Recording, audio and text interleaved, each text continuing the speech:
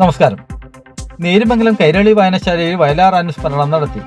വായനശാല പ്രസിഡന്റ് പൊന്നമ്മ എംപിയുടെ അധ്യക്ഷതയിൽ ചേർന്ന യോഗത്തിൽ AR ദിവാകരൻ അനുസ്മരണ പ്രഭാഷണം നടത്തി. വയലാറിന്റെ സാഹിത്യ സേവനങ്ങളെക്കുറിച്ചും നാടക, സിനിമാ, ഗാന രചന സൗകുമാര്യത്തെക്കുറിച്ചും വിശദമായി സംസാരിച്ചു. അധ്യക്ഷ പ്രസംഗത്തിൽ വയലാർ കവിതകളിലെ സാമൂഹിക പരിഷ്കരണ ശ്രമങ്ങളെക്കുറിച്ച് പൊന്നമ്മ ടീച്ചർ ഉദാഹരണ സഹിതം അനുസ്മരിച്ചു.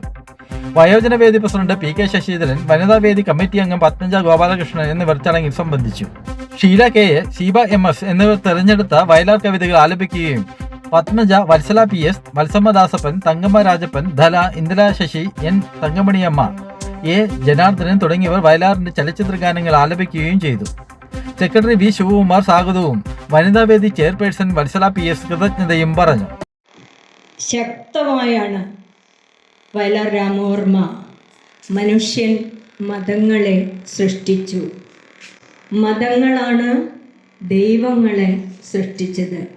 മനുഷ്യനും ദൈവങ്ങളും ഒക്കെ കൂടിയാണ് ഈ മണ്ണിനെ വെട്ടിമുറിച്ചത് എന്ന് ഈ കാലഘട്ടത്തിലായിരുന്നുവെങ്കിൽ